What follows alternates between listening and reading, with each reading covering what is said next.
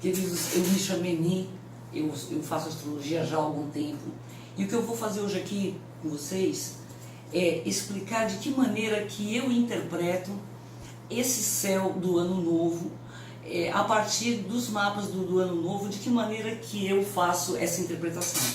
Eu estou fazendo isso em resposta às várias perguntas que os meus amigos e alunos fazem com relação a isso, e quem sabe se eu gravar dessa vez, eles podem assistir a gravação, evitando que eu repita várias vezes essa aula, mas que de qualquer forma eu sempre faço com muito prazer, porque é um prazer fazer isso daqui.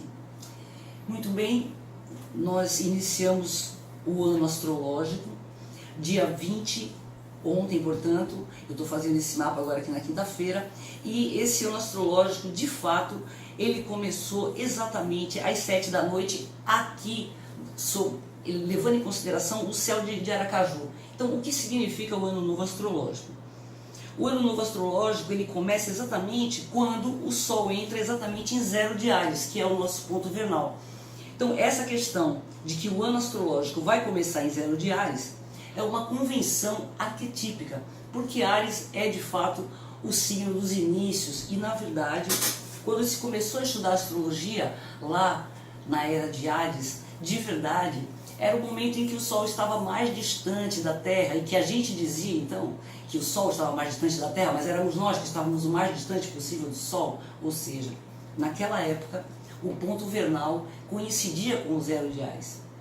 Hoje esse ponto vernal ele vem precessionando e a gente está entrando na era de Aquário, portanto o ponto vernal está passando dos últimos graus de Peixes para os primeiros graus de Aquário, mas tradicionalmente e arquetipicamente vale, e a gente considera o início do ano novo astrológico exatamente no momento em que o Sol adentra o signo de Áries, portanto exatamente a 0 graus de Áries.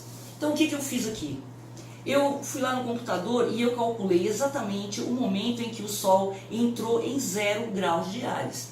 Quando que isso aconteceu? Isso aconteceu ontem, exatamente às 7 horas da noite. Ontem, às 7 da noite, o Sol entrou em 0 grau de Áries. Portanto, olhando daqui, de Aracaju, o céu estava exatamente da maneira como ele está aqui agora. O que acontece, e então eu vou fazer essa consideração, é que algumas horas depois, veja, o 0 grau de Áries entrou exatamente às 7 da noite. Logo depois, às 10h42, nós tivemos uma lua cheia sensacional, uma lua cheia que foi assim, uma lua cheia que todo mundo já estava esperando, é uma lua cheia de uma alunação em Peixes, muito importante. E, na minha opinião, esse evento sensacional que foi a lua cheia, ele é mais significativo com relação ao início do ano astrológico do que exatamente o ano astrológico. Então veja, deste mapa para este mapa há uma diferença. Esse aqui é o mapa exatamente de quando o Sol entrou em 0 graus de Áries, e esse mapa aqui é a hora em que eu tive exatamente a lua cheia. Nesse momento, entre 7 da noite e 10h42 da noite, o Sol ele andou 9 graus ali em Áries. Veja, ele está exatamente, ele está praticamente no 0 de Áries, mas andou só um pouquinho. Mas eu acredito que a gente focar nessa tremenda lua cheia aqui, de verdade foi assim o evento mais sensacional desse início do ano astrológico, me indica que esse mapa é mais significativo para a influência que esse ano vai trazer na nossa vida do que o ano exato, do que o ano calculado exatamente na entrada do Sol. Então veja, obviamente os mapas são muito semelhantes, mas a influência sobre a gente, eu acredito dessa forma, eu tenho visto dessa forma fazendo mapas, a influência que a gente recebe é exatamente a partir do ponto em que a gente está. Então veja, se você está na Espanha, se você está em um outro lugar, se você está num outro país, ou mesmo num estado diferente, você vai ter um céu um pouquinho diferente. Então, o que eu acredito é que a melhor coisa para você entender a influência desse início de ano astrológico é você entendendo exatamente como o ano estava sobre a sua cabeça no momento desse plenilúnio, que vai acontecer então às 10h42. Então, eu tenho esse mapa daqui, que é o mapa exato do 0 grau de Áries, e eu tenho esse mapa que é desse plenilúnio que vai acontecer 3h42 depois, certo? Então, vamos analisar esse mapa aqui e tentar entender o que que essa configuração astrológica, essa configuração astronômica vai significar para a influência desse ano na sua vida, na minha vida e na vida de todo mundo que está nessa latitude e longitude, pelo menos, e aproximadamente de todo mundo que está por perto, ok? Então vamos aqui observar, vamos acompanhar de que maneira que eu faço essa análise da influência dessa configuração sobre esse início de ano que está sendo colocado. Veja, eu estou aqui em Aracaju, aqui é o leste, aqui é o oeste, tá certo? Como já são 10h42, o Sol nasceu no leste, desceu do oeste e já está aqui, ó, se aproximando da meia-noite. Então vamos analisar esse significado dessa super lua cheia iniciando esse ano de 2019. Acredito que vocês já venham acompanhando há algum tempo vários vídeos de pessoas maravilhosas, conversaram coisas ótimas dizendo que este ano é um ano regido por Marte. Se ninguém tivesse me dito isso, eu imaginaria algo parecido, porque exatamente dia 1º de janeiro desse ano, à meia-noite, Marte entrou em Áries, que é a sua própria casa. Então, se eu tivesse que chutar um planeta para dizer quem vai reger o ano, eu chutaria Marte. Fora o meu chute, todo mundo disse que seria um ano regido por Marte. Veja, Marte entrou em Áries lá em 1º de janeiro. E agora, nesse instante, ele já não está mais em Áries. Mas ele é o regente do ano. Então, uma das coisas que a gente vai chamar atenção para a leitura deste mapa, que é então o mapa voltando, para que a gente saiba o que está fazendo aqui, que é o mapa da análise dessa lua cheia iniciando o ano, a gente também vai dar uma importância bastante, uma ênfase bastante grande no planeta Marte, dentro dessa configuração. Então vocês vão entender de que maneira que eu penso isso. Bom, então vamos lá. Esse é o céu exatamente da hora da lua cheia, certo? Para quem estuda já um pouquinho de astrologia, veja, a gente está então com o Sol em 0 de Áries, já em 0 graus e 9 minutos de Áries. A Lua está em 0 graus e 9 minutos de Libra, exatamente a 180 graus, senão não seria a Lua cheia. E aqui, nesse lugar que eu estou, o ascendente é Sagitário, quer dizer, o ano então entra com essa Lua cheia com um ascendente em Sagitário. Vejam, a primeira coisa que a gente observa no mapa astrológico, digamos, a influência de um mapa astrológico. Se eu estivesse lendo esse mapa astrológico de alguém que nasceu exatamente nessa lua cheia, eu falaria desses aspectos para uma pessoa que nasceu. Mas como esse mapa é de toda uma época, eu vou tentar entender como que essas influências desse momento vão afetar todos que estão exatamente sob essa influência. Então vamos lá ver o que acontece. Bom, veja. Nós temos aqui nesse mapa uma predominância do hemisfério sul em relação ao hemisfério norte. É a primeira coisa que a gente observa nesse mapa. Veja, essa predominância, ela indica que os principais fatores de influência esse ano sobre cada um são fatores pessoais. Porque veja, essa parte do hemisfério sul, ele indica influências da própria pessoa, certo? Quando a gente imagina com relação aos quadrantes, o eu, o tu, o nós e o eles. Essas influências estão incidindo muito mais sobre os aspectos pessoais e familiares, ou seja, os aspectos íntimos, do que verdadeiramente nos aspectos sociais, aqueles aspectos mais externos para as pessoas. Então a gente já pode observar que é um ano que vai trazer muita modificação do eu da pessoa, da maneira como a pessoa está vendo a si mesmo, a maneira como as pessoas estão vendo o mundo e de que maneira que a forma com que ela vive o seu cotidiano está sendo afetada por isso. Ela vai passar a dar uma ressignificada exatamente nesses momentos de si mesmo e nesses momentos de vida íntima. Como é que ela vê o mundo, como é que ela se comporta, como ela concebe a vida a partir de si mesmo e da sua própria residência, dos seus próprios estudos. Então a primeira coisa que a gente observa é isso. Veja. Então esse é um dos aspectos importantes. Um outro aspecto que eu acho que com certeza ele corrobora, ele ajuda muito essa questão desse aspecto, é que essa predominância do hemisfério sul, das questões pessoais, elas vêm trazendo uma modificação no modo como você vai se relacionar com o outro. Então vejam, a partir de agora então eu vou mostrar de certa forma, de que forma que toda essa influência vai incidir sobre cada um dos aspectos da gente, do si mesmo. Então vamos lá. O ano ele começa com o Júpiter na casa 1, bem no ascendente, e esse Júpiter está em Sagitário. Gente, é um ano de você assumir a sua atitude, é um ano de você tomar a frente da sua vida. Esse Júpiter em Sagitário, ele está na casa dele. Júpiter rege Sagitário e Peixes. E Júpiter, enquanto regente de Sagitário, ele é aquele que toma a frente, ele é o band leader, ele é o chefe de torcida, ele é aquele que fala vamos e acredita naquilo, e ele vai fazer aquilo que ele intuiu de que é certo. Então, uma das coisas ótimas desse ano é a gente ter esse Júpiter na casa dele, que é Sagitário, no signo dele, que é Sagitário, sendo que nós recebemos este ano regido por Marte de Júpiter, porque o ano passado foi regido por Júpiter. De certa forma, esse Júpiter já, digamos, exercitado, ele agora vai se sentir capaz de assumir certas coisas, de assumir certas opiniões, assumir certas inspirações para realizá-las. Vamos olhar aqui como esse ano é de realização. Um dos atributos sensacionais do planeta Marte é a ação, e o melhor dos atributos, com o tempo aqui com o tempo de gravação, a gente vai conversar um pouquinho mais sobre isso. Uma questão aqui já na casa 2 que é para a gente prestar atenção é que uma das questões que vai levar as pessoas esse ano a se preocuparem, e às vezes se preocuparem de uma maneira até injustificada, é a paranoia com relação à falta de recursos para se fazer o que é necessário.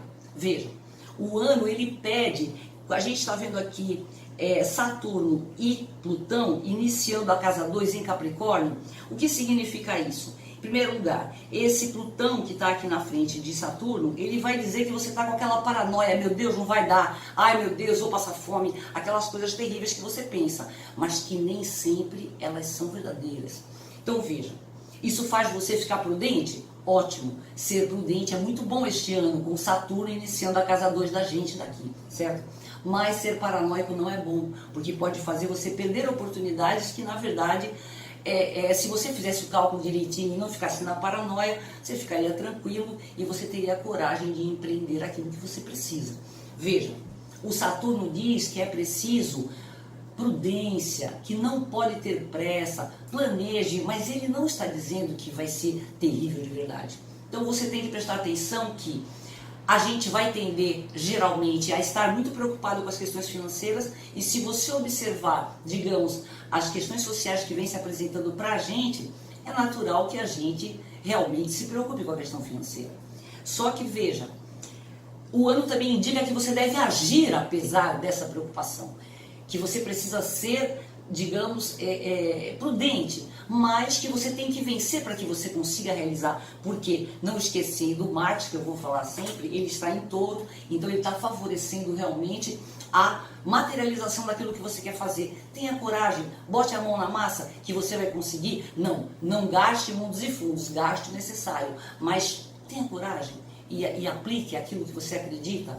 Invista naquilo que você pode, não muito, mas comece pelo menos, que você vai ser ajudado por isso. Veja, a casa 3, que é a casa da comunicação, ela vem aqui com Vênus, com a Lilith, e assim, em Aquário, veja, você vai sentir prazer em se comunicar. Comunique-se, você vai ter um estímulo de aprender boas aulas, você vai ter um estímulo de falar bem, olha, eu aprendi isso, olha, converse, fale com aqueles que se interessam, você está aprendendo melhor, você está sendo generoso, e é muito importante que você seja generoso neste momento, e além de tudo isso vai te dar um empoderamento sensacional, que é essa Lilith em conjunção com Vênus, nessa abertura de ano que vai ser ótima. Então veja, essa sensação de poder, essa sensação de falar bem, e isso te dá um certo poder. Isso também é uma característica interessante desse ano. Aproveite essa característica. A gente chega aqui na casa 4, que tem bastante planetas e que vai ser muito significativa para você. O que é a casa 4? A casa 4 significa você dentro da sua família, aquela família que te originou, os valores que fazem você ser dessa forma ou de outra forma. Veja, nós temos Netuno, temos Mercúrio, temos a Vestal, temos o Sol e temos o Quirón. Veja, nós temos aqui 3 planetas e 2 pontos ocultos. Eu vou falar sobre esses pontos ocultos porque eles são sempre muito importantes na análise que eu faço. E a gente vai um dia desse aí falar sobre essa importância, como é que eu descobri isso, que foi por um acaso, e foi muito bonito, mas a prática me mostrou que a análise desses aspectos ajuda muito a análise dos planetas principais. Então veja, esses 5 pontos, incluindo planetas e pontos ocultos, eles estão inseridos na casa 4, fazendo com que você reavalie todo esse valor que você recebeu de herança, todo esse valor, todas essas assertivas, todas essas certezas que o meio familiar te trouxeram até hoje na sua vida. Veja, você vai pensar na família como algo maior. A gente está num tempo muito bacana em que as pessoas estão fazendo, por exemplo, constelações familiares. O mapa astrológico, ele vai fazer uso muito disso, você entender a importância do seu meio familiar, os seus irmãos, papai, mamãe, vovô, vovó, o que é que eles fizeram com os valores que hoje você apresenta. Então veja, é um tempo de você se voltar também para esse meio familiar. E como o Mercúrio está ali, ele vai ajudar você a analisar até que ponto esse meio familiar, ele te deu valores que você deve cultivá-los, ou até que ponto você mesmo vai ser aquela pessoa que vai ajudar a transformar esses valores familiares. Veja, é um momento, sim, de você observar essa relação com o outro. Lembra que eu falei que a gente vai chegar lá na casa 7? Essa relação com o outro, ela inicia no seu meio familiar. E o ano está ajudando você a entender as suas relações com o seu meio familiar. Então, há um incentivo, você entender essa questão familiar espiritualmente, objetivamente, de que maneira que essa vida espiritual, que essa vida familiar, ela impõe seus valores e até que ponto esses valores devem permanecer ou eles devem ser modificados, eles devem ser revolucionados. A gente vai falar agora sobre uma questão de revolução de valores, e quem fala bastante da revolução de valores é o planeta Urano. Então, a gente passa da casa 4 para a casa 5. O que é a casa 5? Sua criatividade, o modo como você se expressa, o modo como você decora a sua casa, o modo como você cria seus filhos. Você sempre vai tentar dar o melhor naquilo que só depende de você. Então veja, o Urano está lá. O Urano está lá junto com a sorte. O que significa isso? Acredite que você pode revolucionar exatamente o seu valor para você dar o melhor. Você sabe o que é melhor. Você sabe o que é melhor para você. Você sabe o que está no íntimo. Mas muitas vezes isso choca-se exatamente com os seus valores familiares, com preconceitos, etc. Pensa que esse ano é exatamente um ano em que você pode revolucionar isso, combinando inclusive com essa análise familiar da casa 4. Então veja, ano de você colocar sua criatividade para fora de uma maneira revolucionária. Ouse exatamente, aproveite que você pode analisar e você tem aquela vontade, faça e depois dá uma olhadinha se ficou bom. Eu acho que é um conselho que esse Marte do ano está dando para você, faça que é o melhor. Olha, principalmente, se você é dado à crítica, se você está vendo tudo acontecer, fique quieto, porque a crítica vai fazer você perder uma energia que é fundamental para que você expresse ela de forma criativa. Então você segura essa crítica toda, que Marte é muito crítico, mas como crítico ele não ganha a vida. Marte é um soldado que ganha a vida na execução daquilo que é necessário. E de preferência que a ordem seja de você mesmo, uma vez que você estudou, que você passou um ano que ajudou muito você a se entender. Use esse Marte para fazer coisas, esqueça a crítica, vai começar a criticar, veja o que você pode fazer para melhorar aquilo que está pertinho, ou então dê mais um passinho naquele plano que você tem, ainda que ele seja extremamente revolucionário. Ouse, é um ano em que a sua ousadia pode ser muito bem recebido pelo mundo. Quem está falando isso é o Urano aqui na casa 5, nós daqui que estamos conversando. Então nós teremos essa facilidade em apresentar novos valores e sermos criativos dessa maneira.